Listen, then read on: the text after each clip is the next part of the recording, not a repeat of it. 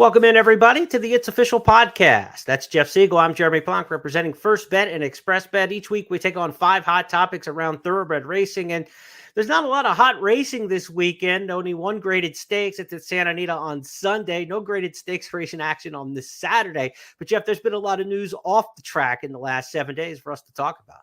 We will be talking about what's going on in Maryland. We've got the Eclipse finalists announced recently. We'll discuss that.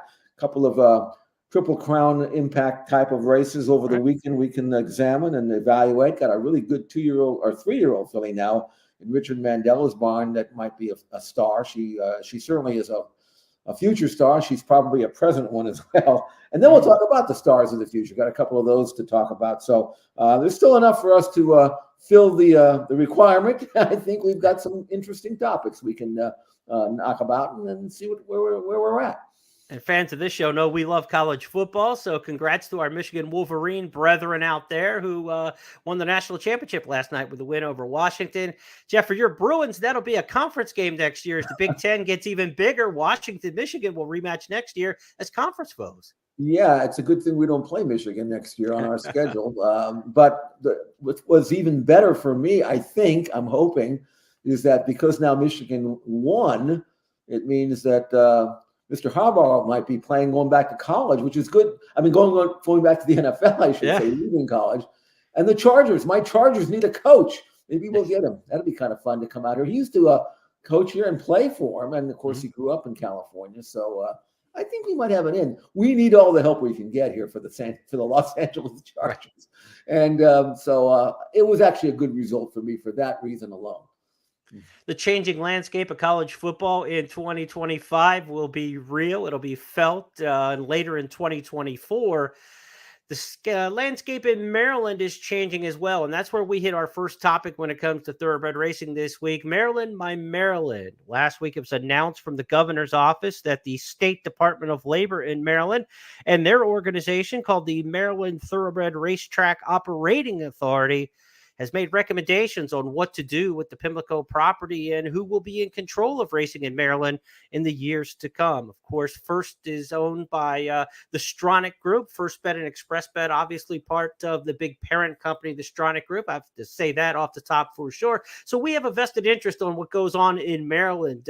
Personally, too, being a fan and someone who grew up 30, 40 miles north of Pimlico, spent my youth there and all the Maryland tracks. So I've got a long history with Maryland and want the best for what's going on in the state of Maryland. We're going to see how this new organization and operational control will change things in Maryland, Jeff, but there are big plans for renovating Pimlico Racecourse. The Preakness Stakes is probably going to take a hiatus. We'll see how that all works out with the details. Not a hiatus, but a hiatus from Pimlico proper and move maybe to Laurel Park in 2025 and 2026. There's a lot shaken when we talk about this story. It is, and I think it's probably a good thing, good for Maryland racing, maybe good for the Stronach Group. And absolutely good for Pimlico. You and I have been there. And it does need help. And it needs some rejuvenation. And the way they've got the plan set up, there will be plenty of off-track training involved, whether that's Bowie or somewhere else, we'll find out.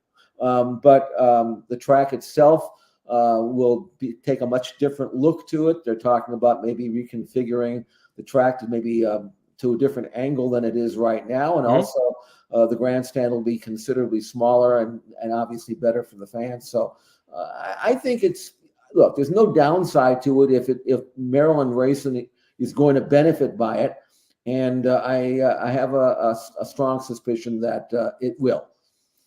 We're talking about the key players in this story to talk about the Stronach Group, First Racing, proprietors of the Maryland Jockey Club right now. So they own the racetracks themselves in the state of Maryland and currently operate them. But the state of Maryland stepped up at the behest of Horseman to try to change the operating procedures in Maryland and the ownership of the racetracks. And last year, the Maryland Thoroughbred Racetrack Operating Authority, the MTROA, was formed to come up with recommendations. Those recommendations include buying the racetracks from and operating the racetracks from First and the Stronach Group, and that could happen as soon as 2025. We're looking at these proposals and recommendations at this point that were agreed to in some principles, but there are no contracts signed at this point. And the devil is always in the details and the legislation and the legislative moves and the legal moves with these type of transactions. So we'll see how it all shakes out. Some of the key takeaways to talk about in this story: the Preakness in 2024 is on for Pimlico. It's the third week in May, as in third Saturday in May, as it has been for several decades now. Same time, same place at Old Hilltop, at the top of the Northern Parkway. We'll have the Preakness in 2024. New construction on Pimlico would begin in 2025 and 2026. There would be no Preakness or live racing there in 2025 and 2026. Now, the MTROA would assume the role as the racing operators for Maryland racing, according to the proposal, based in starting in 2025. So the 2025 and 2026 racing in the state of Maryland would all be conducted at Laurel Park, and then there's the state fair meet at Timonium, just a little bit up the Beltway on 83 from Pimlico Racetrack. So they have the small fair meet at Timonium. All the racing in Maryland would be there at Laurel and the short Timonium meet in 25 and 26. Might that include the Preakness? That's what it seems like, according to what we've read to this point. In all the devil in the details, what finalized and comes out of that. But right now, it would look like the Preakness in 2025 and 26 would be at Laurel Park. Now, in 2027, we'd look at the reopening of these new facilities. There's $113 million earmarked towards the production of a new training facility. There is a training track in Bowie, Maryland. They have to work out some things with Bowie State College in terms of using some of that land there to keep that as a training center and reopen it as a training center. Of course, Bowie used to be an active racetrack, took all the winter dates in Maryland way back in the days when I was a kid. There's also two other locations that are under consideration right now, both about 35 miles away from Pimlico Racetrack, one to the east, one to the west of the racetrack, that are private farms right now that could be used for training facilities. And then in 2027, you look at the reopening of the $280 million estimated Pimlico new venue, and all racing in Maryland then would move to Pimlico Racetrack proper again, right? About 10 miles north of the Inner Harbor and the Baltimore's outer Baltimore city limits there at Pimlico. Jeff, looking at that new facility for Pimlico, I looked at 82-page manual, if you will, prospectus of what they're looking at for the plans for the new Pimlico. We're looking at 1,200 stable stalls in the state of Maryland, split up about 600 at the racetrack, 600 at a facility off track at the training center. The new clubhouse at Pimlico would only seat 5,000, 2,500, 2,700 indoor seats, 2,500 outdoor seats around the apron, about a 5,000 capacity for the main grandstand area of the new track. That could expand up to 70,000 for the Preakness by using the infield, 54,000 seats expected for the infield, and then all the other temporary structures that go up around the building. But they're looking at a Preakness capacity around 70,000. And a daily capacity right around 5,000. Certainly truncating the size of these big stadiums is what we see. Belmont is going with a much smaller than their massive coliseum of a grandstand in their rebuild. So the Triple Crown looks like it's going to have a big facelift for 26, 27 between Belmont, Pimlico, much smaller facilities on a day-to-day basis, and that would seem to fit the size of the need. No question. I think this is the future here with when these grandstands were built. Certainly the one at Belmont back in the 60s. I don't think too many people could envision attendance dropping as it did because of the ability to wager off track and through ADWs, watching all the races at home. Del Mar out here in California built a grandstand in the early 90s. And now they don't even really try to promote on-track attendance anymore. They'll get 5, 6, 8, 10,000 normally, but that's nothing more than that. So if you're going to rebuild a racetrack, that's the way to go. And in an age where racetracks are disappearing and turning into parking lots or whatever they can, whatever zone that they can pass, it's nice to see that Pimlico is going to have a new facility that people will enjoy going to. Absolutely. Now, Again, the Preakness Stakes, the intellectual property of the name of the Preakness and the Preakness Stakes apparently will be retained by First Racing and the Stronach Group. So we'll see how the dynamics of that plays out, who hosts the Preakness and how it takes shape moving forward in the state of Maryland and at the New Pimlico or at Laurel Park in the interim basis. There's a lot of moving parts. There's a lot of wheels to this. Again, we work for the parent company that we're talking about here. We have not been privy to any of the insights. So we're not holding anything out there as for what we know. And honestly, looking at what the state of Maryland and what the Stronach Group put out in public over the weekend, there's a lot to be worked out at this point. So I don't think they know. I think they know in principle what they're going to do, right? They're going to transfer the authority over to this MTROA, and then they will run the day-to-day operations. And Jeff, look, it has never been super profitable in the state of Maryland. That was always the talk, that the Preakness Stakes and Preakness Weekend, if you want to go back to the DeFrancis family, before the Stronachs ever even became a thought in the state of Maryland, it was always day-to-day racing is not highly profitable. We make our money for the year at the Preakness. So now post-COVID, the situation and the profitability of the Preakness has changed. So I think the dynamics of, is it time to, return racing to the folks in Maryland? Look, I think there's probably people on both sides of the argument, on both sides of the organizations negotiating this, that have opinions on both of those topics.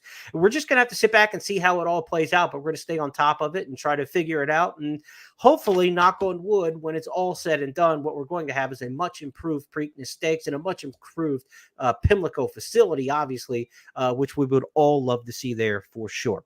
Let's go to our second topic this week on It's Official, and we talk about the Eclipse Awards, the championship honors in horse racing. It's awards season. You see Samantha Siegel on Twitter giving her thumbs ups and thumbs down on all the dressers at the Golden Globes and the Grammys and the Emmys and all those.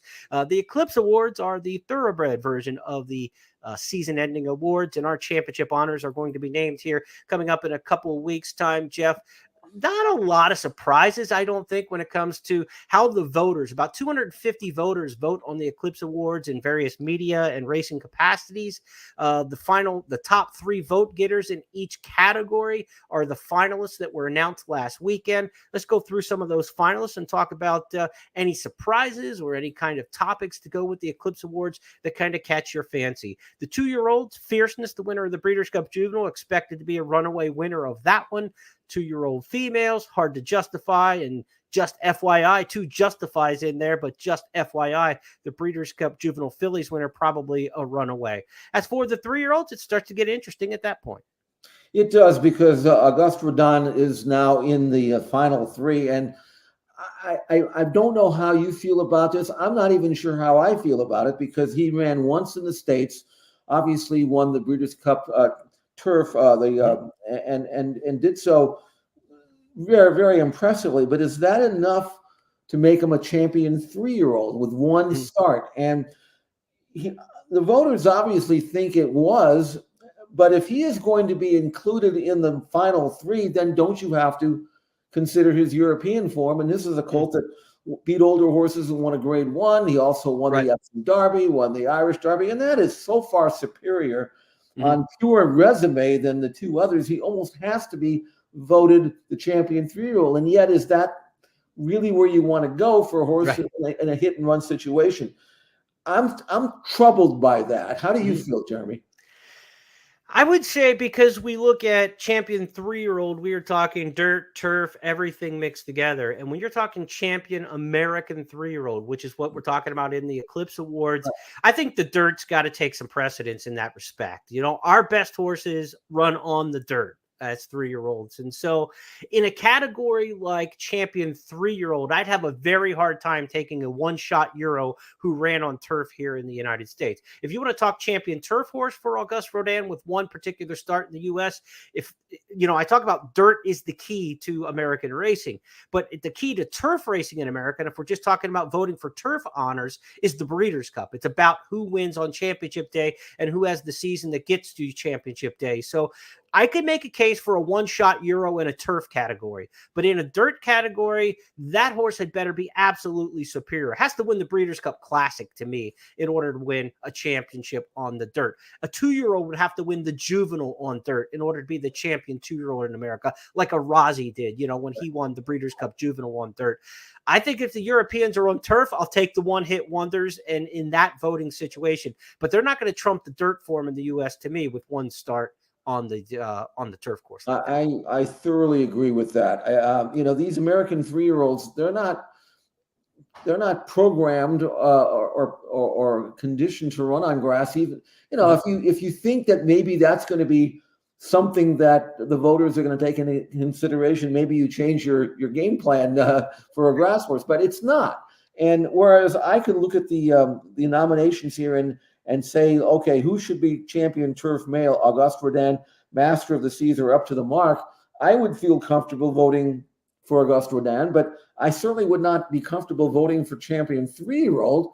And yet he's been nominated for champion 3-year-old. So whoever nominated him for 3-year-old obviously believes otherwise. So it'll be very interesting to see how that vote comes out. I personally think Arcangelo deserves it. And he ran on the dirt and he ran in the classics and he won the two major grade ones. I just don't understand how you can make a case for Auguste Rodin on the male, but I certainly could see how you might want to lean that way for the turf. I agree with that. As far as the older categories, Cody's Wish, Elite Power, the 2 Bill Mott trainees, and the older dirt male against White Abarrio. That'll be interesting to see how folks go there because White Abarrio is so dominant, winning the Whitney and winning the Breeders' Cup Classic. Cody's Wish, of course, winning the Breeders' Cup Dirt Mile for the second year in a row. Only had the one blemish. He lost head-to-head to White Abarrio. How much is that going to play into the discussion? How much is the anti-Rick Dutrow bias amongst these 250 voters? How much did this already play in? The votes are already tabulated. This is just the announcement of the top 3 vote getters who make the finalists. So it's not like they're going to vote from now on and we can sway anything that's been done. But it'll be curious to see how many people just aren't going to vote for Rick Dutrow off the 10-year suspension. I think that's going to be real with a percentage. I'm not saying it's the right thing. I'm not saying it's the wrong thing, but a percentage of the 250 plus voters in the Eclipse Awards are going to factor in a bias for or against Rick Dutrow when they talk about a White Abarrio. That's just the reality of it. As for the older dirt female, Idiomatic's going to be very tough to not win that off of what is really an arguably Horse of the Year campaign. She had just a brilliant campaign, winning 8 of 9 starts. Older turf female is interesting because you talk about your European one-hit wonder. Is it Inspiral? Is it In Italian, who won some good races during the course of the year on the front end? Or is it Mauge? She won the Queen Elizabeth II Challenge Cup, but she came up just short in the Breeders' Cup Dirt Mile. It's going to be hard to on the turf mile. It's going to be tough to make Mauge the champion. Had she held on and won the mile, then I think maybe she had a much better chance in that turf female. Let's go one more category just to show the fans who made the top 3 on the ballots. Again, these are not nominees. Sometimes it's misspoken because you look at, this is the first time you saw the 3 names. These were the top 3 vote getters already. Voting is already complete, as we mentioned here. So no committee came up with these 3 names. Nobody got snubbed. That's the thing. Nobody can possibly be snubbed in this case. This was a collection of 250 plus votes in a democratic process. They submitted their votes. They were tallied. They were audited. And these were the top 3 vote getters. So as we look at Cody's Wish, probably an Elite Power again in the male sprinter category. I think Elite Power will probably get the sprinter. Female sprinter will be interesting with Maple Leaf Mel, Goodnight Olive, and Echo Zulu. If you want to take some head-to-heads in there, Echo Zulu beat Goodnight Olive, Jeff, but Goodnight Olive won the Breeders' Cup for the second year in a row. And then you've got the controversial jockey. I mean, if you followed Twitter this weekend, you thought that Javier Castellano just got accosted on public square by not making the ballot. Again, it's not making the ballot. He didn't make the top 3 in the votes that were already counted for champion jockey. Of course, those went to Tyler Gaffleone, Irad Ortiz, and Flavian Pratt. Of course, the big year this year for Castellano, winning 2/3 of the Triple Crown, winning the Travers, his mounts on Arcangelo and Mage, put him front and center. But I feel absolutely nothing wrong with the way the voting turned out. It's a democratic process. 250 plus people voted. If you've got a big problem and you think Javier Castellano should have been in that final 3, Well, more people thought he shouldn't. So you're in the minority, and there's nothing wrong that says the minority is not necessarily right or wrong, but this is a voting process. And in the voting, more people thought those three were deserving of being champion jockey this year than they did Javier Castellano. I've got zero problem with that because it's just math. That's true. And I will say this, and now for those of you who want to know when this is going to be announced, January 25th, the ceremony is down in Florida. But this is interesting. There are a few slam dunks, but they're not all slam dunks. There's some close calls here. I would prefer, for example, you brought this up, I would prefer Cody's Wish and the champion older dirt male over White Barrio. I would prefer Elite Power as the champion sprinter over Cody's Wish. So I mean, I'm trying to spread the wealth around a little bit. It should be a good night for Bill Mott, right? Yeah, I mean, he should have a good night. Vote for Bill Mott, and I would absolutely, because apparently we can. I mean, there are people who believe that you can use the Euro form if you run just once in the States. I mean, to me, the most breathtaking performance of the entire Breeders' Cup series was in Spiral.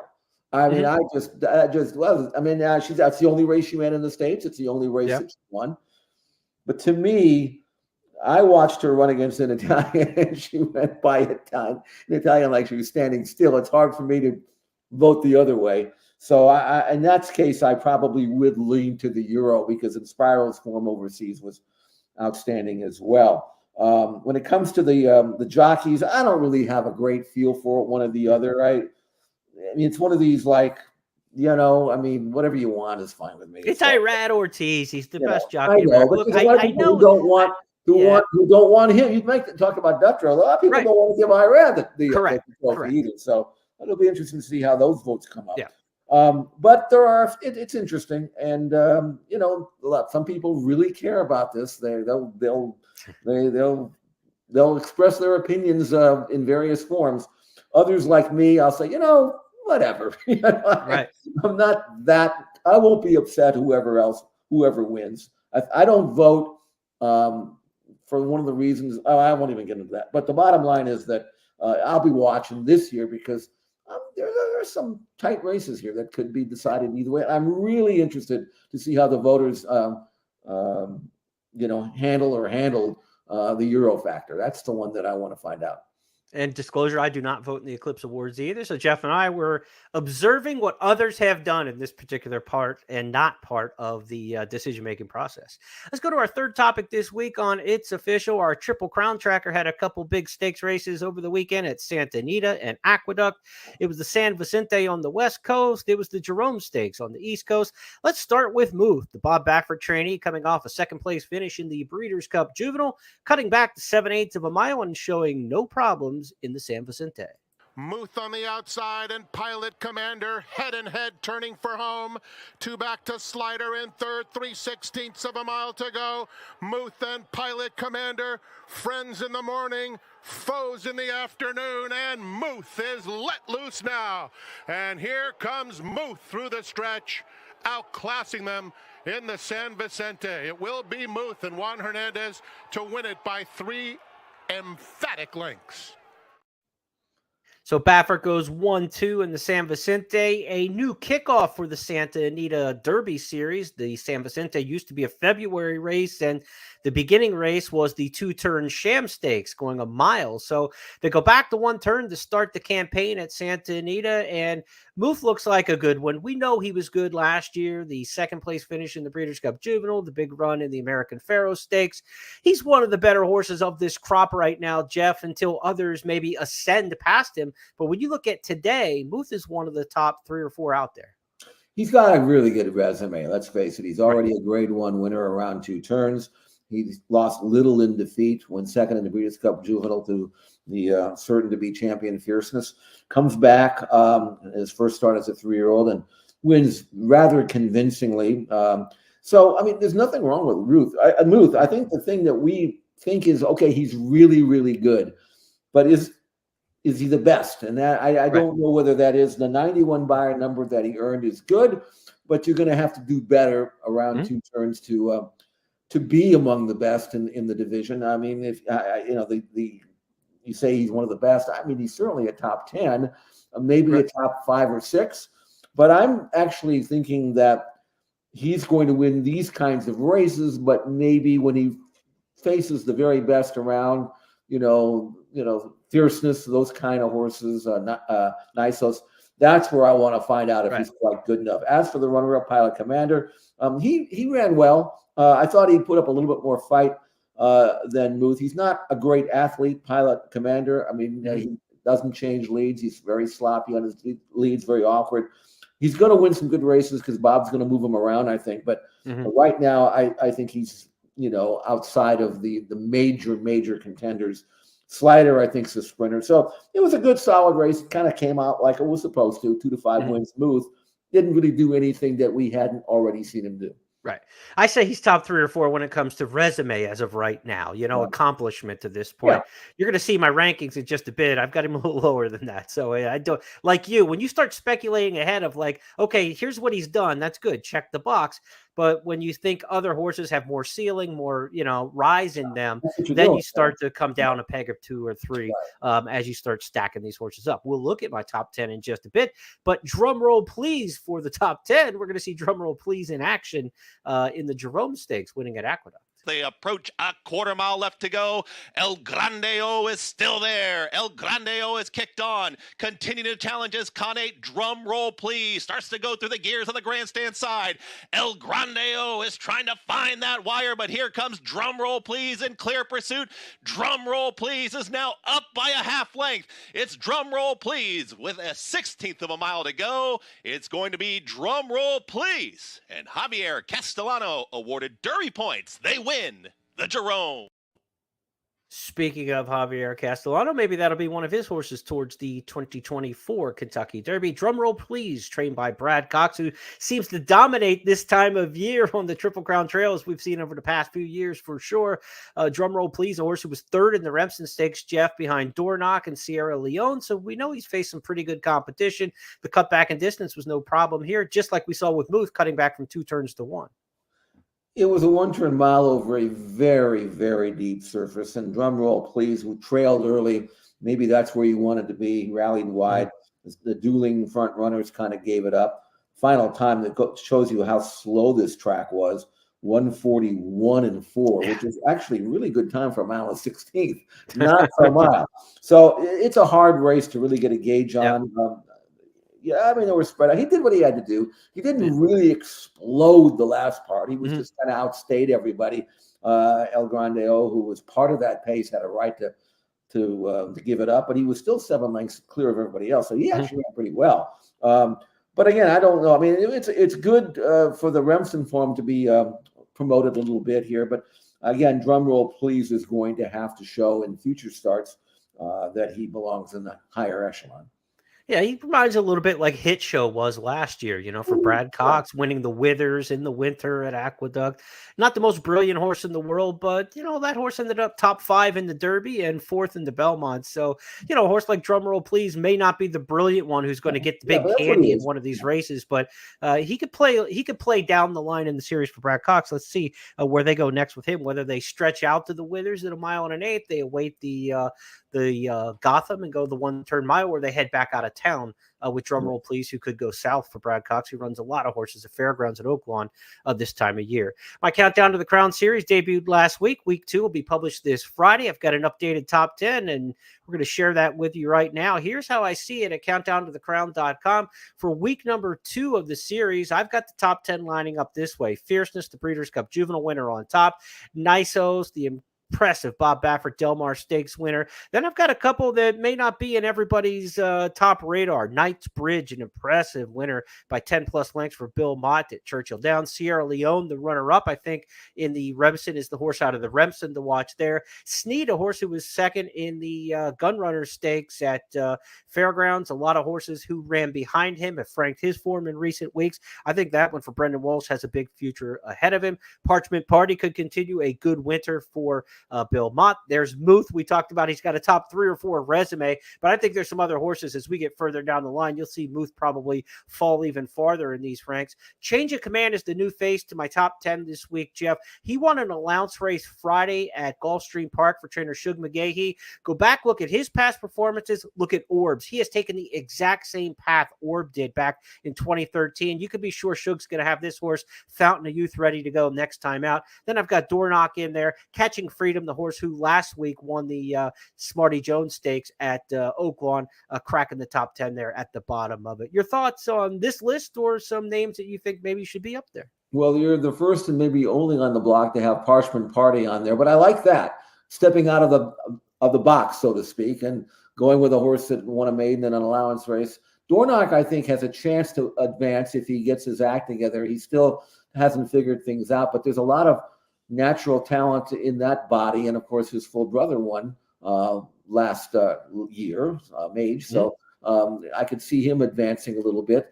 I know you're taking a stand with Snead, which is good. Again, like you're thinking there, even though he does not come off a win. And certainly the first two, Fierceness and Nisos, are logicals. So Knightsbridge, I want to see him come back as a 3-year-old too. So that's a very intriguing list, and something that I obviously will be following every week as you make changes, whether or not that's because of a win, a loss, a dropout, a new add-on on an impressive allowance winner that we might see. So it's kind of early in the game, but not that early. I mean, right. Most of these horses have maybe at the max 2 more races before the Triple Crown. So got to go what you got to go with, but they sometimes change dramatically after the first of the year. It's funny. This is the 19th year I've done Countdown of the Crown. I always had a top 20 list in the Countdown series. Last year, I was struggling with some time and things like that of being able to do all the projects that I wanted to do. And I thought, I'll take the top 20 out. This will be one less thing I have to do each week in Countdown. And all I heard all season was people saying they missed the top 20. So I put it back in this year and reinstituted. You're going to hear a lot of people say, I'm sick of another top 10 list, another top 20 list. Right. Don't believe them. They look at them. They want to see them. That's the actual reaction. There's a loud audience saying, oh, everybody's got a top 10. Everybody got a top 20. But it's interesting. And that's what intrigues people. It's the same with college sports. We love to see the rankings come out every week. And so that's, for me, and when I make a top 20, as you saw with that list, like Jeff was saying, well, some of these horses are coming off maiden or allowance type races. It's a little bit of projection and a little bit of accomplishment. It's a mixture of the two. If we were ranking them based on just accomplishment, there'd be horses like Locked and other runners like that who had grade 1 wins at 2 would be up there. I'm looking forward with some of the horses, and there's others that just, you got to show me something yet, and then you'll work your way back up there. So it's a little bit of mix of both, and we'll update that each week. Again, countdown to the crown.com. No, just don't spend too much time worrying about who is 17th or 18th. No, that's yes. It's not going to make that much difference. Don't fret over it. No, and most years it doesn't in the final rankings either. Everybody worries about who's going to be the last horse to make the field. Unless it's Rich Strike, it hasn't really made that much of an impact on who gets in at the end. Let's go to our fourth topic this week. We're talking about 3-year-old filly now. We have plenty of debate about who's good in the 3-year-old colt division, but there is no debate that we've got an unbeaten, unextended filly named Copian that you need to watch in the 3-year-old filly ranks. Here she was at Santa Anita. It's been all Copian in the Santa Ynez. 3-length lead turning for home. Don't Bring Crazy is second, followed by Tambo. They're coming to the 8th pole, and it's a hand ride and an absolute show for Copian, a filly of much promise. 5-length lead with a 16th to go. Never asked for anything. The future is bright for Copian. A perfect 2 for 2. Wins by 6. Are we talking sprinter? Are we talking Oaks filly? Are we talking one that we're going to be talking about at Breeders' Cup time, Jeff? She looks like she's got a big future. Well, she's out of a mare by Victory Gallop, so that should help her going long, and Omaha Beach certainly did. She's won both of her starts under wraps and won her debut sprinting, and now she's got that classic 2 sprints and a stretch out pattern that I like, and I think she's superior. I know Richard is obviously expecting her to run long, and that's what she'll take her. I mean, I don't think there's a lot of competition right now here in California, so that the margin here was almost 6 lengths, could have been more. Numbers were strong. I think that I don't envision her losing anytime soon. Let's put it that way. At least as long as Richard keeps her out here, and I don't think he'll send her anywhere until the Kentucky Oaks. Yeah, you got Santa Anita Oaks on the West Coast. No reason to ship out when you have that race in your backyard. Copian once was a part of our Stars of Tomorrow here after her maiden victory, and we wrap up each show on It's Official with that topic. The Stars of Tomorrow this week, we've got a couple of them. We're going to start with Jeff's horse, Impel. This is another 3-year-old filly. Brad Cox trains this one, Jeff. Tell us about her win at Fairgrounds. Won her first start January 1st. She was 7-2. She was not the favorite. The filly that she beat was another first timer. That was 4-5, and she handled her very, very easily. Ran 110 flat at Fairgrounds. Did it the right way because she didn't like open up early and just run everybody off her feet. She actually sat third on the outside, very relaxed, and then got her cue from Florent Giroux and then opened up at will. Beautifully bred filly by Quality Road, and of course they all run on her. They all seem to. Out of a high class mare named Your Love, we ran a few years back, was group placed. Your Love, a half a sister to 3 major stakes winners, including Well Moneyed, who was out here, won the Honeymoon. Economic Model was a full sister to Your Love, and she was a good Florida filly. A colt, I should say, won a graded stakes winner was there, and Jimmy Sims was a nice horse as well. So the pedigree is there for Impel to not only develop and be high class, but to stretch out as well. I'm curious to see how aggressive Brad Cox gets with her from here on in. Impel is her name. Maybe we'll see her in the Fairgrounds Oaks Trail. Maybe the Ashland at Keeneland, a race that Brad Cox certainly would put his best 3-year-old fillies in if they're going to be Oaks quality. So that's one on the West Coast that we have in Copian, and then Impel in the Midwest as far as the 3-year-old fillies go. I'm going to give a Star of Tomorrow to a horse from Turfway who ran last weekend. We don't go to Turfway often in this category, but this is a horse named Epic Ride in his second career start. John Enos, the trainer here, not big name connections, but ran a fast time and beat a very good field. Some Brad Cox trainees, the runner-up, a half to Hot Rod Charlie. This was a very good race by Turfway standards, and I like the winner in here. Let's watch Epic Ride winning last week at Turfway. And here comes Bow Street to really turn it up on Epic Ride. Epic Ride responding. Bow Street comes under left-handed urging. Epic Ride still under a hand ride. Bow Street lugging in just a little bit under left-handed urging. Epic Ride looks like he's going better. Epic Ride has kicked clear. Bow Street is playing second fiddle. Sharp Shot is third. Eusebius fourth from the rail. Epic Ride front and center. 5-length score. By Blame out of a Gio Ponte mare, Jeff. This was 6 and 110 flat. I'm thinking going long, there's not going to be a problem with this one either. Yeah, he looks like a powerful colt, bred to go on long. Didn't change leads there, but was really lengthening out nicely. Again, if you have a colt like this who just won a race like this and is bred like this, I mean, you really have to be optimistic that, hey, I might have something here. And as long as they run good races at Turfway with lots of purse money, I don't expect him for him to go anywhere but stay home, try to dominate where he is, and then maybe step out and try dirt maybe right before when he has to, maybe a month before the Derby if he's that good. You got to think the cell phone's ringing, text messages beeping for John Enos. When you win with a horse like that and you've got some unheralded connections around the horse, sometimes the bigger players want to come in and buy that one along the Derby trail. We'll see if they get Derby fever, and we'll see how good he might turn out to be. That is Epic Ride, our winner at Turfway Park last weekend. Okay, our bonus topic this week, Jeff. You know we like horse racing. You know we like food. That's pretty obvious. And one of the most iconic restaurants in all of horse racing lore is going to undergo a facelift. It's the Derby Restaurant in Arcadia, near Santa Anita Park. This is one that's got all the history of the legends of the turf in Southern California throughout the restaurant. It was approved by the city of Arcadia in recent days that the Derby restaurant's going to undergo not only a facelift, but become part of a residential complex. This is the rendering of what it will look like on the banks of on the foothills of the San Gabriel Mountains. The Derby restaurant since 1922, a place that everybody likes to go and celebrate a big day at the races, will be the first floor of now a residential complex complex in its current location. Your thoughts on the Derby going big time here for what? I think it's going to be ready somewhere around 2025. In November of 25, it'll be complete. I think I'll make a reservation right now.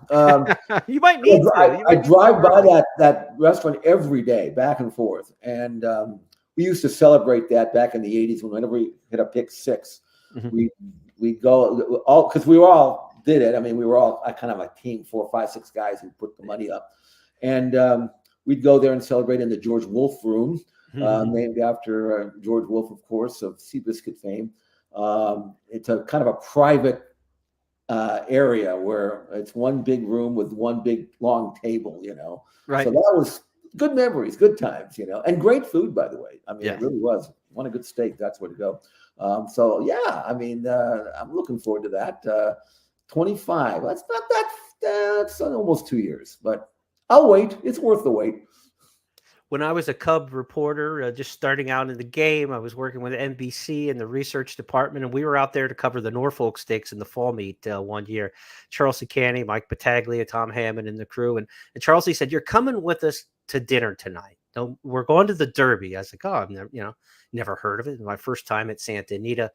I was all excited to go. She's like, "Don't worry about it. They have the best baked Alaska you've ever had. It's going to be absolutely incredible, right? They're famous for it." So I was like, "Oh, okay, great. What the hell's baked Alaska?" I had no idea what it was. So we get to the restaurant and everybody's ordering their food. And Charles's like, "Don't worry about it. I'm getting the baked Alaska."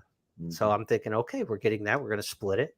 So I thought it's fish. I thought baked Alaska was fish. So I just ordered a salad. I was like, well, Charles's ordering the baked Alaska. So I just got a salad, and everybody else orders all these big steaks and all these big meals. And I'm looking at all this food that looks so damn good. And all I'm doing is eating a salad, and I'm waiting for the fish to come out.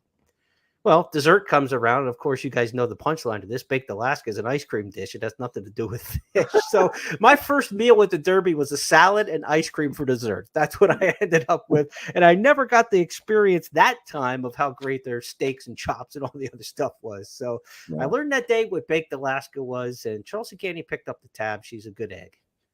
The other thing that I remember is that when I went there once, they have a bunch of winner's circle pictures and all kinds of things like trophies and winner's circle pictures and things like that. Well, I actually saw one of my horses that won. One of our Team Valor horses had a picture up there. I was wondering if that got me free food, but it didn't. I'm that guy right there. Yeah.